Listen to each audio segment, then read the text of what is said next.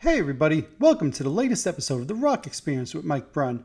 On this episode, I'm really excited to welcome back to the show LA Guns lead singer Phil Lewis.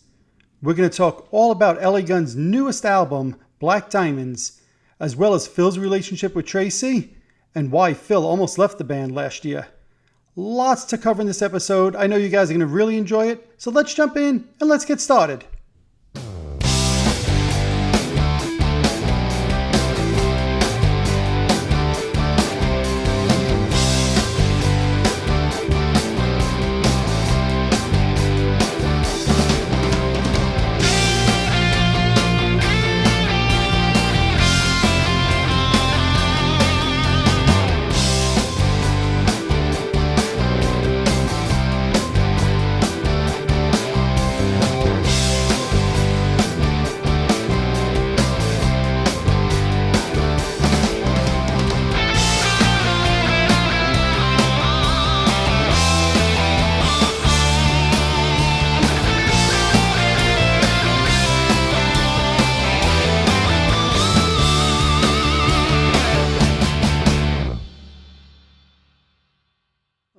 Well, Phil, first I want to thank you for joining the show today. LA Guns, fourth album in the last 5.5 years, Black Diamonds. I'll start off just by saying congratulations on the new album coming out. Thank you very much. Yeah. What has brought on this creative enthusiasm that you guys have had for the last 5+ years? Money, I suppose. Are you ever trying to get the next advance out of our record company? No, I mean, yeah, there's a certain element or two to it, but no, I mean, just what happens when you've got a band leader who is just so focused on what he does, on his instrument and his craft, and he's just, he's prolific. He is. He's non-stop. He's always working on stuff. He's always putting songs together, writing. So I mean, he just sits at home. I'm talking about Tracii, of course. Sits at home and plays his guitar 6 hours a day. And I think he's just got all these ideas, and they're good ones. Yes. You know, it'd be different. You know, if some of them were okay and some weren't so good, but they're all really, really good. And it's not just that. We've got excellent songs coming in from the other two as well, from Ace and Johnny. So Tracii, although he writes a lot and he does most of the writing, he's not strictly, oh, it has to be my songs, my band. No, I mean, if it's a good song, it's a good song, and I think it's really cool for him to be that way. Yeah, I mean, before you know it, we've compiled a record, and it's a good feeling. It's a very good feeling. It's to do something like that from beginning to end, not just one song, but to do a whole record and a record that it's got peaks and valleys, and it's an interesting record. As opposed to just, that's the first 12 songs we can come up with. So we're really immensely proud of it. Yeah, it's just the band really likes to work. And to me, that's one of the things that I pick up on because I've heard the album, and it does sound like a band effort. And I love what you're saying, that Tracii doesn't mind, different members bringing in ideas. Were you involved in the songwriting as well, like with some of the lyrics and such? Much involved with it. It's all a group effort, but the music, it always starts with the music. There aren't any situations where I've got this poem and I want to set it to music. Mm-hmm. The music will generally give you a hint where it should go lyrically, and once you get on a roll with it, as Shakespeare said, shit writes itself. Oh, very true. Well, the fans have heard the first single, You Betray, which I happen to love. I think it's one of the best songs you guys have put out in years. It's got this LA Guns, clearly meets Led Zeppelin. It's got that immigrant song vibe. It's also got a 90s vibe. It feels current, yet it feels like a nice throwback as well. So talk about that song. When I first heard it, I knew, that he was Tracii was gonna be most excited about that, and which he is because he's the first video, first song on the record. It is very, very Zeppelin-esque, isn't it? And but as you say, it's got a 90s. I mean, it could just a little bit of Nine Inch Nails vibe Yep. going on there as well. So we like that. We like that a lot. Um, it's what I mean. I've got to give a shout out to Mitch Davis, who records my vocals and is involved in the writing. And the guys write the stuff, put it together, and then mix it more or less how it's going to be, and then send the stuff over to Mitch, and then I fly out to Mitch's studio in Manhattan, and we spend about a week or so putting it together, working it lyrics, working out basically what I can and what I can't do, and it's a great process, and I love it. I love it a lot. And so yeah, that one was one of those that's like, oh shit, am I going to be able to do this? And like, and yeah, but it really isn't. I mean, it sounds very, very high, but it really isn't. Not compared to some of the other stuff on the record, like vocally, like some of it's a lot more challenging. Um, Question is, how's it going to sound live? Because Will you play it live? oh yeah, Awesome. oh Awesome. yeah, we're going to be big three. We don't know how they're going to go down, how they're going to sound live, or how they're going to go down because we've never done them live. Sure. So we're going to do You Betray, we're going to do Diamonds, and we're going to do Wrong About You. It's Nice. kind of a good section of the styles uh, of the three songs. I tell you what, I've been listening. You've heard Diamonds, right? The Yes. ballad. Oh, yeah. We'll talk about that as well. Yes. Great song. It's a really, really good ballad, and it recorded beautifully. And um, I'm really proud of the way it turned out. But in the same vein as You Betray, I don't know what it's going to sound like live Sure. because there's a lot going on there. I mean, my vocals are layered. I mean, there's 8 layers of vocals, and so it's big, a big jump for the guys, because I'm heavily, heavily reliant on back more so than ever before. If we're going to do these big epic songs, I really need their backup and their vocals. Sure. Uh, if it doesn't have that, it's going to fall flat.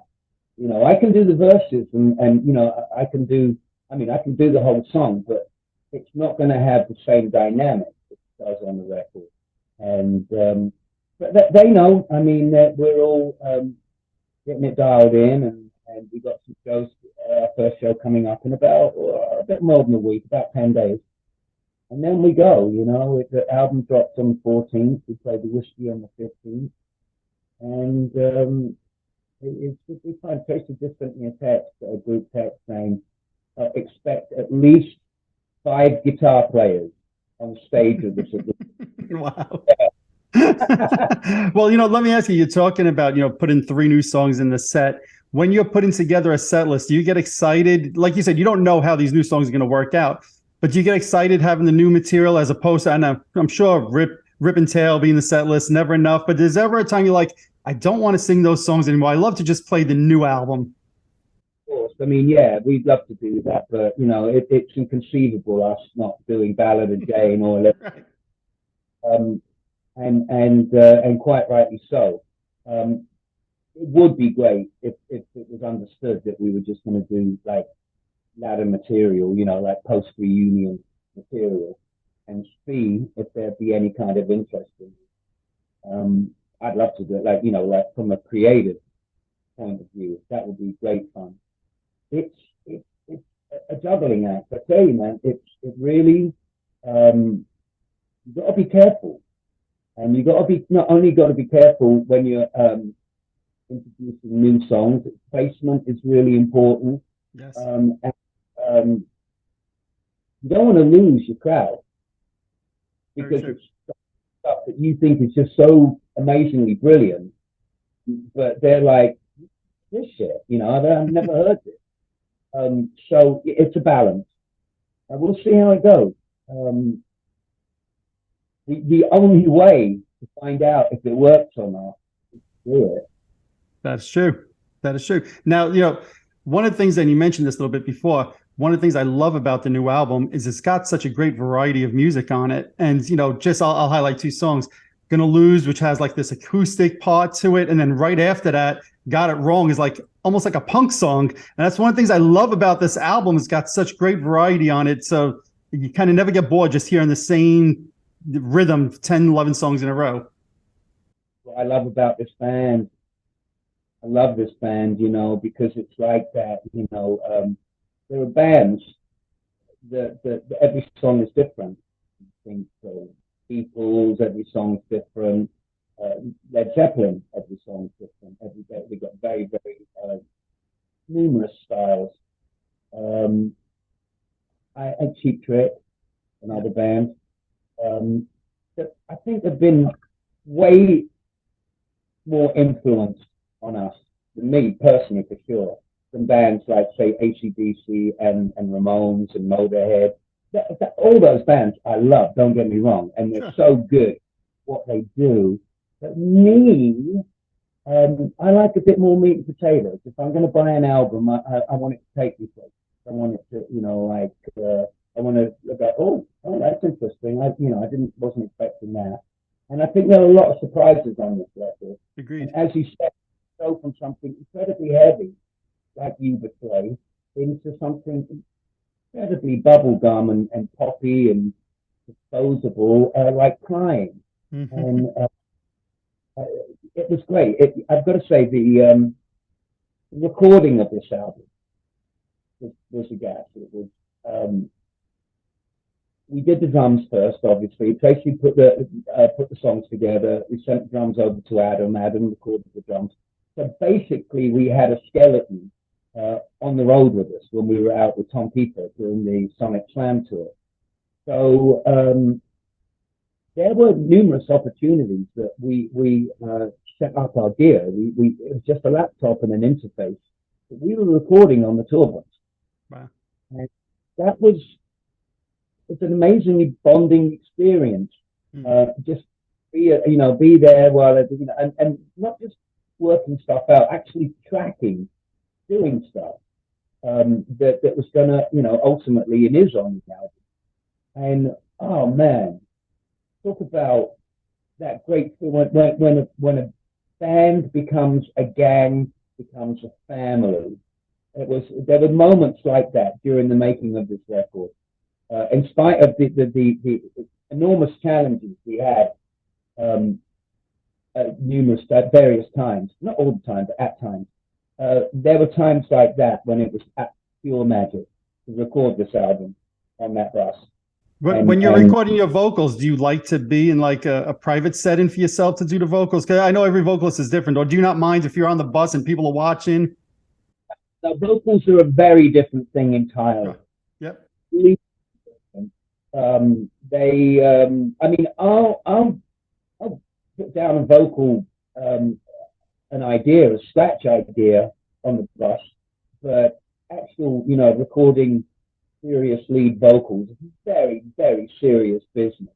And as I said, that's what I go to do with Mitch and in New York, and it's fucking exhausting, let me tell you. Through the ringer, and consequently, it brings out things in me that I didn't know that I had. Even if I win that Zeppelin-y song, yeah, the first part, the low part, that's anyone can do that. But that high part, I was like, oh shit, and it freaked me out. And at the end of the second or third day, we put it up, and I tried to sing it, and I couldn't get anywhere near it. I was flat by a mile. But I went home. I went to my hotel. I thought about it. I took it easy. I drank some tea and got back in the studio the next day, the next morning, and I knocked it out the park, first take. And like I could never, just you can't do stuff like that on a tour bus. You really do need to. Picture studio is it's like a spaceship. It's in a big lot in the garment district. It's actually built this sort of diamond shaped wood structure that you go into, something like a spaceship, and then you go in and it's octagonal for sound reasons, bouncing off of walls and whatnot. And the way he's got it lit, and it is incredible. I mean, it is so cool, so space age. And I don't do the vocals in a booth. I do them. He's Mitch is on the mixer, and I'm about 2 feet away on a mic, and we've both got headphones on, and we play back. We'll record with headphones, and then we'll play back to the speakers, and work. I mean, it's kind of a discipline that it wears me out, but that's a great feeling when it's done, and it turned out great as it did. So yeah, I love it, and I love the reaction people are giving. People the response from it is amazing, Yeah. and yeah, it's just looking forward to going out and playing some of it live, but. Arms a bit sweaty just thinking about it.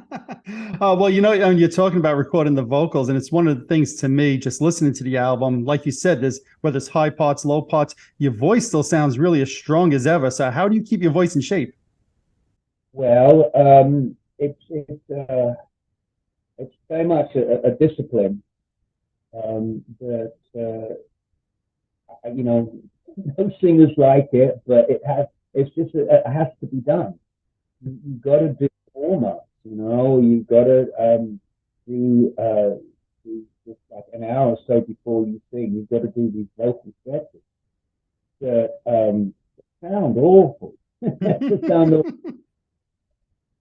But it has remarkable results. A week or so ago, I got in touch with Sebastian Bach, and I asked him if he had any old Don Lawrence warm-up tape, because Don was a guy who was a big guy back in the day, vocal coach in New York.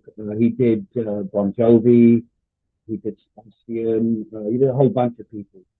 And when I was on tour, one of the early tours, I lost my voice, and they flew Don out to wherever we were. Like it was far from New York. I mean, I think it was Milwaukee or somewhere. He showed up with this anything kind of a crappy keyboard, and he showed me to do these warm-ups. And I remember the guy fondly, and I was just curious if Sebastian had any recording of him, because we all record our warm-ups. It's part of the singers thing. And he does, and he did, and he gave it to me, and I've been doing it, and it's great. I mean, it really is. And oh yeah, the guy from Firehouse does it too, CJ Snare. The people that can really, really sing are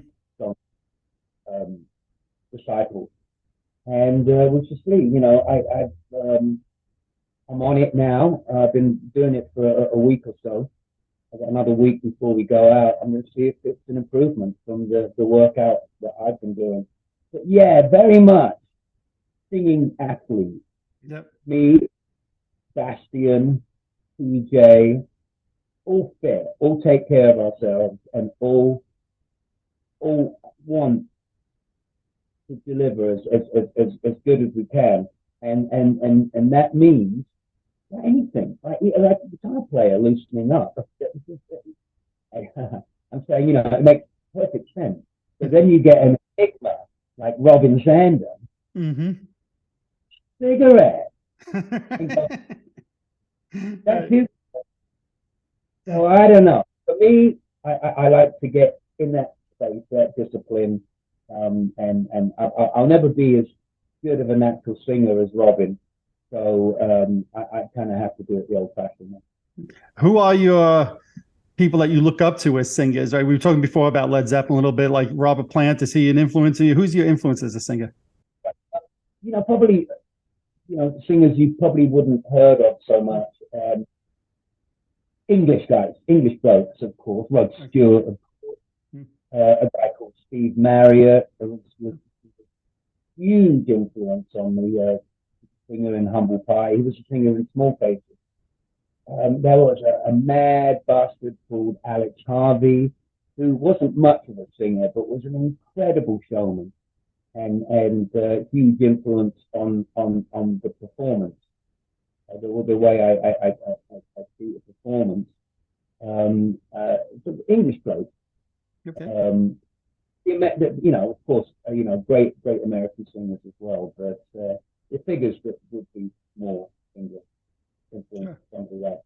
And I think it's a good thing to have an English singer with English influence in an American band. Mm-hmm. No, absolutely. I think it makes for a good mix, and it always has. Agreed. I don't try and lay it on thick. I don't try and have an American accent or an English accent, but clearly there are times when you can hear it's English, and I'm okay with that, and so are they. So, yeah. Excellent. Now, you mentioned the song Diamonds before, right? Which is just, to me, a great ballad. There's always that double-edged sword when you're releasing ballads, right? Some people think, oh, yeah, they're a rock band, they shouldn't be releasing ballads. Yet at the same time, when it's as good as a song like Diamonds, do you guys ever go through that thought process? You guys have had hits with ballads in the past, but do you ever go through that thought process? It's a great question. That's a great question, because the irony is, when we recorded Ballad of Jane, and it was like causing a lot of excitement with the label and the producers. Tracii was adamant. He didn't want it on the record. And his reasoning was that, we were the Electric Gypsy band. We were we weren't, if we did that, we were selling out, man. It's not dirty and sleazy, right? Exactly. And, he did have a point. But he was so heavily outvoted. It was like, here we are with this missile that can do so much damage, but we're not going to fire it. Which is like, cut to 20 years later, 20 years plus later, and we're having the same discussion about Diamonds. Wow. And I'm like, and Tracii's like, we gotta put it out ASAP. We gotta do this. That's funny, because you remember when he's so he did like a complete 180 on it. It sounds like 180, yeah. I personally would have. I think it might just be a bit more prudent to not come at the gate with it, but he can't wait. He's like ready to go, and I don't get in the way of that enthusiasm. We'll see how it goes. We'll see how it sounds. Now, for you guys, is there ever a frustration, like you mentioned before, Ballad of Jane, right? And it was a big MTV hit, it was on the radio. Is it ever frustrating that there's not that outlet like there was MTV, or even rock radio will play the classics, but they usually won't play a lot of the new stuff? Does that get frustrating for you guys? Really, that's obsolete. That's a complete obsolete medium. People don't need anything. You've got YouTube now. You can go and watch any video you want. You can the day it comes out. You don't have to wait for it to get into rotation. Anything like that. So no, I really don't. That doesn't bother me very much. So As a, it's nice when I get messages from people saying they're playing one of our songs on the radio. It's rarely, either radio, terrestrial or satellite radio. And it's usually, Ballad of Jane, Never Enough, but occasionally it's something new, and that's a good thing. Yeah. That's a good side of things. Now, Tracii produced this album. I think he's produced the last few as well. What is it like for you working with Tracii as a producer, as opposed to some of the great producers you've worked with in the past? Well, I mean, Tracii technically is the producer, but I work more closely with Mitch, with Mitch Davis, who does the vocals, and Mitch. Tracii's kind of like the director, the guy who's putting it together, what songs go where, who's, that kind of stuff, the sort of more administrative stuff. For the vocals and how where they are placed and that's Mitch. Okay. Mitch is responsible for that. With in very close orbit with Tracii too. I mean, it's Sure. like it's not. Oh, let's see what Mitch does. I mean, it's all done very, very quickly. And Tracii agrees. Mitch can just do such incredible things with vocals. He's so good. Like all these cool mics. He's got all these brilliant effects and things. New, like state of the art, but really cool old 1950s echo machines as well. Yep. This is everything. Right. So for me, that is more of a producer. I'm not really involved very much in the recording of the instrument. Right. That's absolutely Tracii's job as a producer, right. And he's really good at it. He's excellent at it. But yeah, once that's all done, then it sort of goes into the sort of Mitch realm, with Tracii's blessing, of course. So that kind of answers the question. And Mitch has been there since the reunion, and that was one of the things that Tracii was already working with me at that point, and played me some of the stuff. I was very impressed. I look forward to when I did meet him. He's great, absolute gentleman, easygoing, quiet spoken, but huge ideas. And we've gotten on great. All of us, actually. Three of us, certainly, Tracii, me, and Mitch. And then Adam and the guys, too. It's a real solid unit. Now, wasn't there stories, I guess, a few months back that you were actually contemplating leaving the band again? And how serious did that become? Or was it just more like you woke up one morning thinking, I don't know, and then it passed?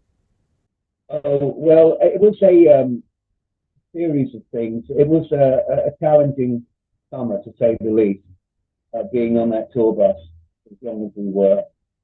And there were some external personal issues that were making things a bit tricky, Tracii was breaking up with his wife.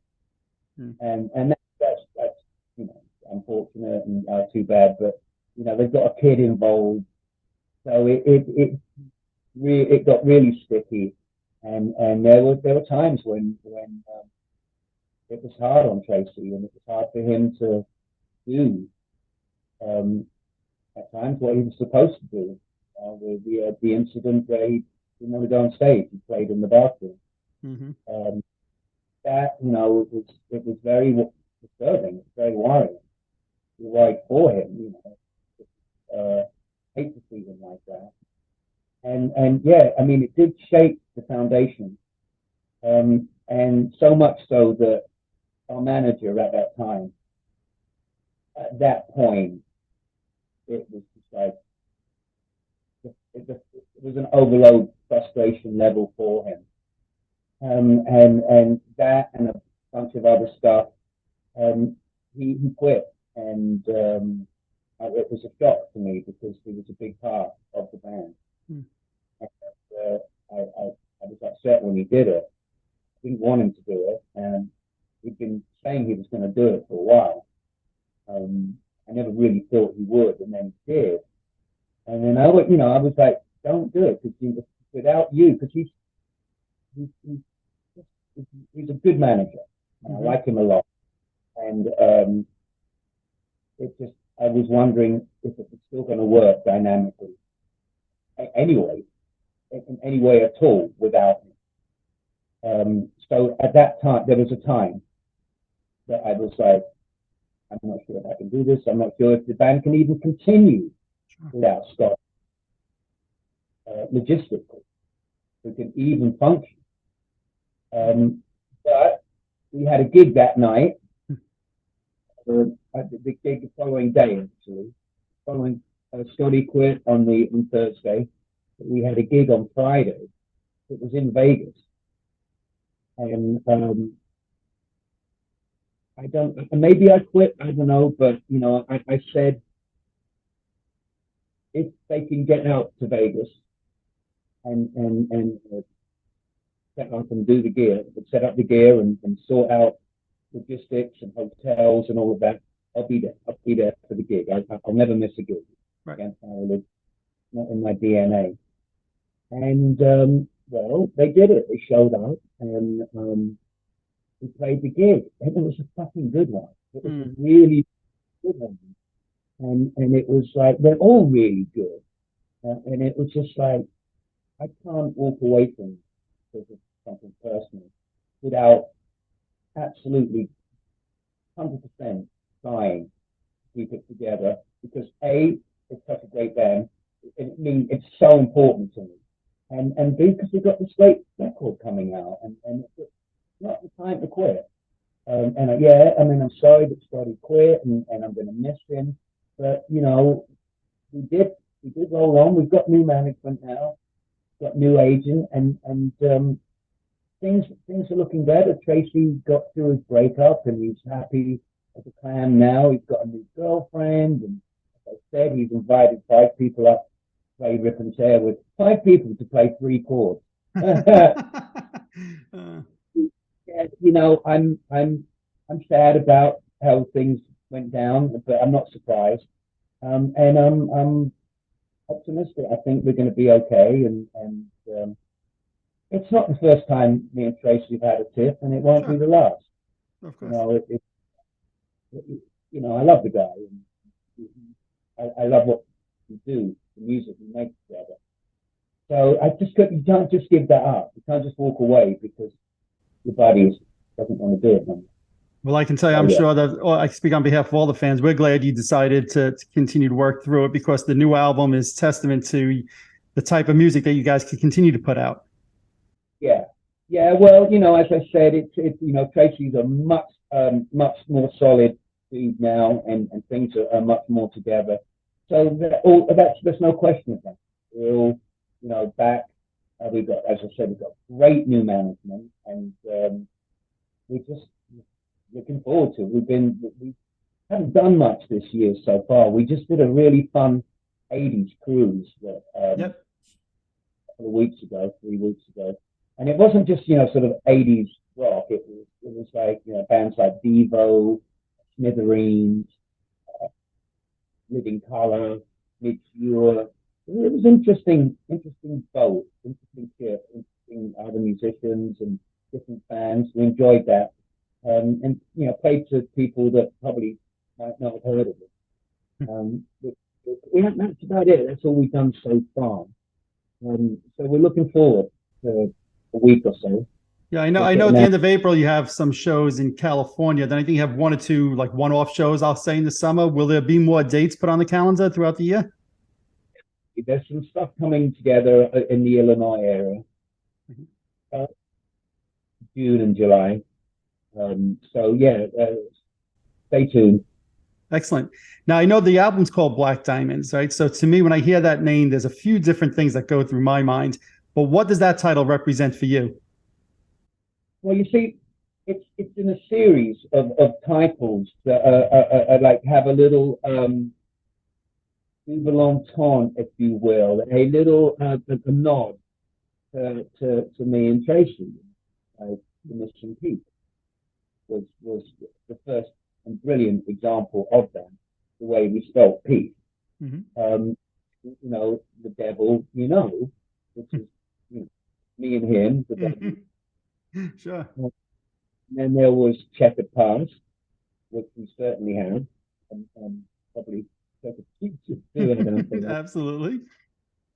And so in that series of you know, me and him and sort of a little nod to that, we're both diamonds. We're both black diamonds, and pressure makes diamonds, and we're all right with that. We can take a bit of it, and especially after that summer, you know, we went through, and you know, it didn't derail us. It didn't take us out. It made us stronger.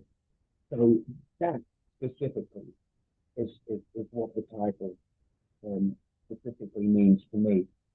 You know, I didn't even realize that. You know, I'm not the biggest Kiss fan in the world, to be honest. But, you know, it's not, and I didn't realize that they have an album called Big Diamond or A song. Or you got Song. right?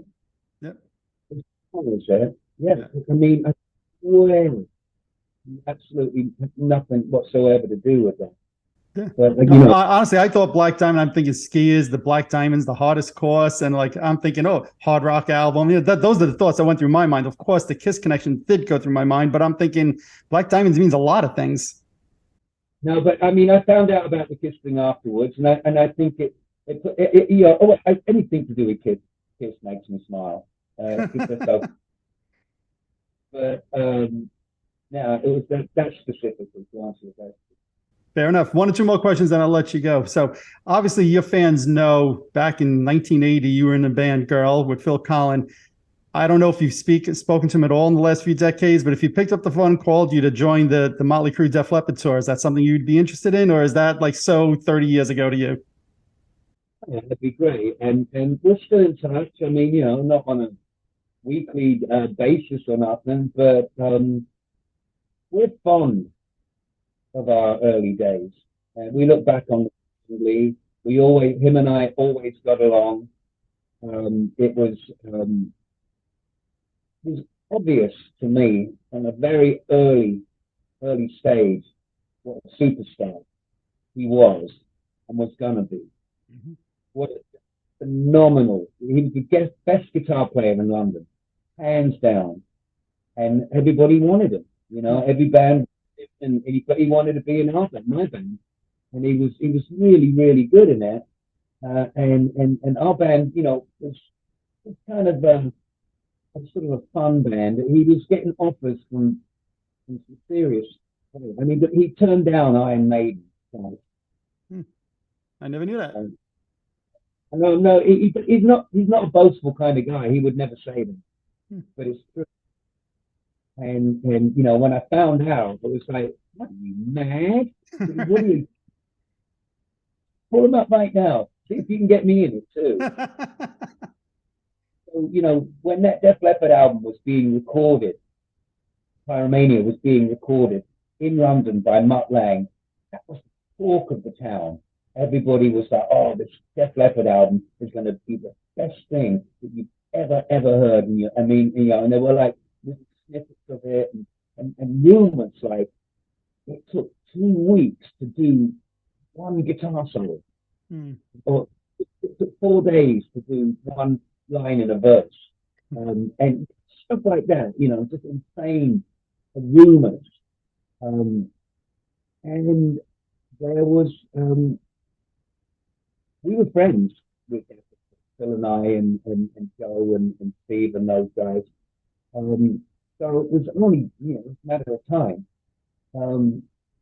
before they offered it to him, and you know, when they did, you know, he called me right away, and I said, yeah, take it right away, go. It's fantastic. And he did, and you never look back.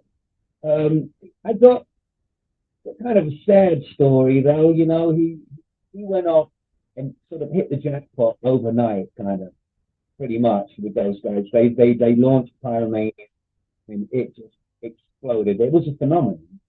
And of course, the three mates that we were, he'd still call me.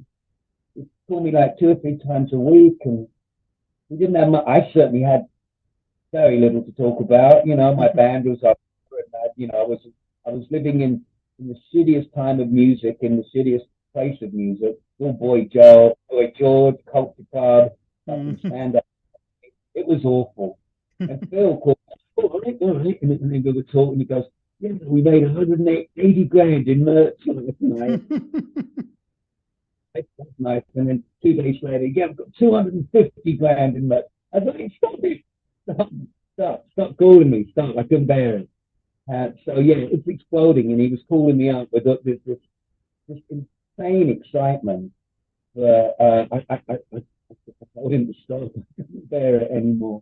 But yeah, I mean, he's just turned into such a magnificent human being, a great father, a great dad, great musician, great husband, and still a good friend. So yeah, it's a strange, funny connection, isn't it? That is very interesting. So the album's coming out April 14th. It's going to be on CD, vinyl, streaming. When you listen, where do you listen? Is it going to be vinyl? What's your format that you'll listen to? Well, I've been listening to it on Dropbox since we've been doing it. If anybody wants to get an idea, you can go to Apple Music and you can type in Black Diamonds, and you can get a really good selection of it. And it sounds pretty good. I've got to say, the sound quality. I put it on a flash drive in my car because I don't have a CD. And that's what I've been listening to it on. But it's not mastered, and it's not.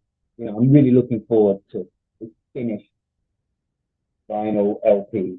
It's very important to us with the LP concept. What's the first track? What's the third track? What's the last track on the first side of the album? Yes. What's the first song of the second side? Agreed. What's the last? Stuff like that. It's always been really important to me and Tracii, just growing up in music, because we were raised on albums, and there's an art to that. Yeah, look, I agree. I mean, there's one thing to listen to it streaming if you're in the car or something like that. But if you saw the other side of my room here, I have an entire wall of all albums, the artwork signed by various bands, whether it's Guns N' Roses, Meatloaf, you name it, right? All different bands. And there's nothing like holding the physical product, reading the liner notes, looking at the artwork. So my suggestion, everybody go online, go to LA Guns website, order the vinyl. You won't be disappointed. It's a great album. Man, thanks a lot. It's a real pleasure talking to you. Appreciate your support. And we're going to add a signed LA Guns album to your collection. Absolutely. I looked online. There was not one available. So you guys have to make that happen. Sort you out. Don't you worry. Awesome. Well, Phil, thank you so much for the time today. New album, Black Diamonds, April 14th. All the guys should go check it out. Thank you so much, Phil. Really appreciate it. All Mike's disciples. Cheers. Bye-bye. All righty. There you have it. I'd like to thank Phil for joining me, talking all about the new LA Guns album, Black Diamonds. I think you guys out there are going to really like it. Make sure you check it out, April 14th. If you're watching this on YouTube, hit that subscribe button below. If you're listening to one of my podcasts, subscribe over there as well. Also, head on over to Facebook and follow my page, The Rock Experience with Mike Brunn, where each and every day we talk about all the rock and roll music that you love. You can also follow me on Instagram and Twitter as well. That's it for this episode. Thanks for watching. Thanks for listening. See you all next time.